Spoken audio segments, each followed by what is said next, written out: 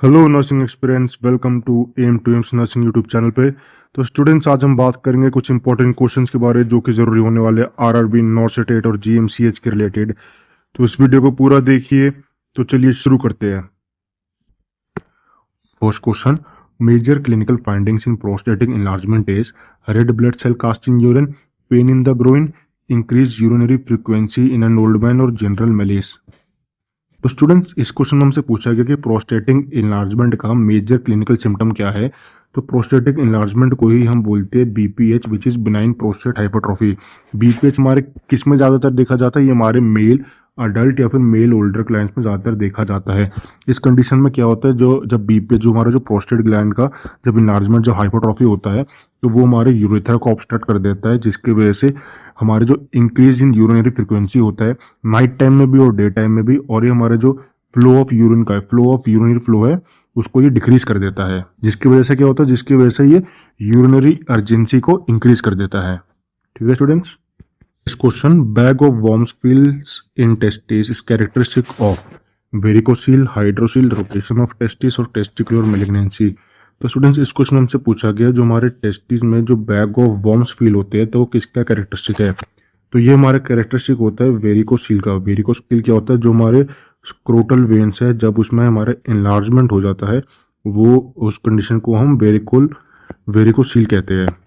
Next question, shock due to spinal cord injury is known as anaphylactic shock, cardiogenic shock, neurogenic shock और septic shock. Students, हमारे अगर spinal cord में कोई भी injury होती है तो उसको हम न्यूरोजेनिक शॉक के नाम से जानते हैं।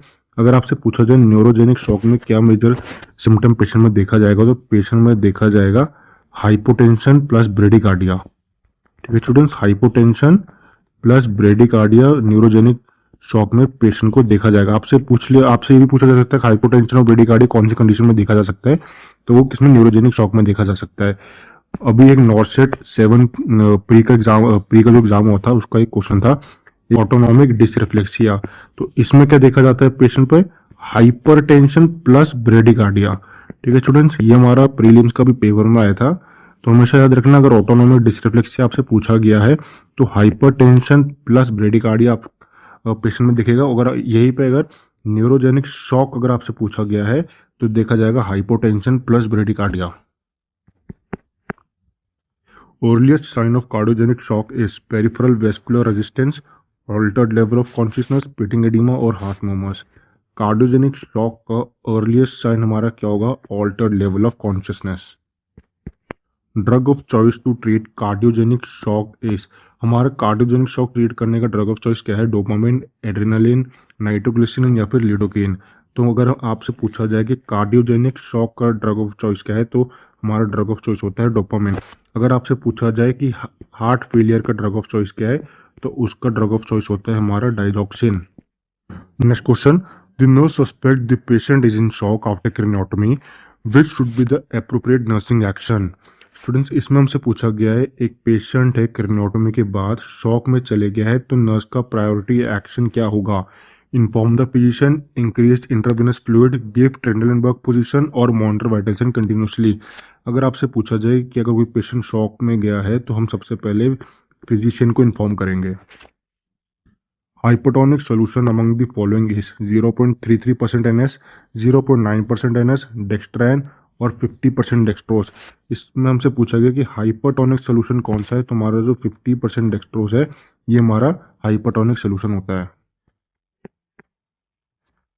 Hypotonic solution among the following is 0.45% NS, 0.9% NS, 10% dextrose और 25% डेक्सट्रोस। स्टूडेंट्स, पहले हमसे पूछा गया था हाइपोटोनिक सोल्यूशन, इसमें हमसे पूछा गया है हाइपोटोनिक सोल्यूशन। तो जो हमारा 0.45% NS होता है, ये हमारा हाइपोटोनिक सोल्यूशन होता है। Isotonic solution among the following is, students, पहले हमसे पूछा गया था हाइपरटोनिक फिर हाइपोटोनिक, अब इसमें पूछा है आइसोटोनिक सोल्यूशन हमारा कौन सा है? 0.33% NS, 0.9% NS, डेक्स्ट्रैन या फिर 50% डेक्सट्रोज। स्टूडेंट्स, इसमें हमारा 0.9% NS या फिर अगर आपको दिया जाता क्वेश्चन में RL दिया जाता ऑप्शंस में, तो ये दोनों हमारे आइसोटोनिक सोल्यूशंस होते हैं। Next question, which complication of IV infusion can cause pulmonary oedema in patient, dehydration, circulatory overload, infection और पायरोजेनिक रिएक्शन। स्टूडेंट्स इस क्वेश्चन में हमसे पूछा गया है आईवी इन्फ्यूजन का ऐसा कौन सा कॉम्प्लिकेशन है जो पल्मोनरी एडिमा को लीड करेगा। तो हमारा अगर सर्कुलेटरी ओवरलोड है, ये हमारा कॉम्प्लिकेशन है किसका, आईवी इन्फ्यूजन का, जो कि लीड कर सकता है pulmonary oedema. Next question. Immediate management of choice to restore BP and peripheral circulation is Stellenbosch position, ringer lactate, colloids और inotropes.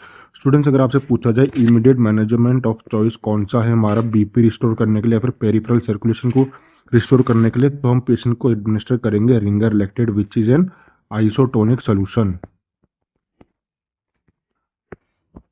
Which of the following cannot cause a low pulse oximetry reading in a patient with respiratory distress? Inadequate peripheral circulation, edema, hypothermia और nail polish. Students इस question में हमसे पूछा गया है कि ऐसे कौन सा इसमें से फैक्टर है जो कि लो पल्स ऑक्सीमीटर रीडिंग को कॉज नहीं करेगा। कैन नॉट इसमें लिखा हुआ है, तो जो हमारा हाइपरथर्मिया होता है वो लो पल्स ऑक्सीमीटर रीडिंग को कॉज नहीं करेगा। इसमें कोई रेस्पिरेटरी डिस्ट्रेस वाले पेशेंट में कोई इफेक्ट नहीं डालेगा। Next question, the haemorrhage manoeuvre for acute airway obstruction attempts to force air out of the lungs, induce emptying of the stomach, put pressure on the apex of the heart और all of the above। Students इस question में हमसे पूछा गया जो haemorrhage manoeuvre है ये कैसे वर्क करता है। तो स्टूडेंट्स जो हेमरेज मैन्यूवर होता है इसका ही हम दूसरा नाम से जानते हैं एब्डोमिनल थ्रस्ट मैन्यूवर या एब्डोमिनल थ्रस्ट मेथड। तो ये क्या करता है, ये it force air out of the lungs. Students एक इमेज है हेमरेज मैन्यूवर की और एब्डोमिनल थ्रस्ट मेथड की। अगर आपसे इसका पर्पस पूछा जाए तो उसका पर्पस क्या होता है, to clear out the airway obstruction. आप इसमें देख सकते हैं ये पेशेंट को चोक हुआ है, इसका जो एयरवे है वो ऑब्स्ट्रक्ट हुआ है, तो इसमें एक पर्सन उसके पीछे की साइड खड़ा होगा और उसके just below the ribcage upward manoeuvre, upward pressure apply करेगा, जिसके वजह से एयरवे जो ऑब्स्ट्रक्शन है वो क्लियर आउट होने में हेल्प होगा। ठीक है स्टूडेंट्स, तो आज की क्लास हमारी ये तक थी। अगर आपको क्लास अच्छी लगी हो तो वीडियो को लाइक कीजिए, चैनल को सब्सक्राइब कीजिए। तो ऐसे ही मिलते हैं एक नई वीडियो में। Thank you.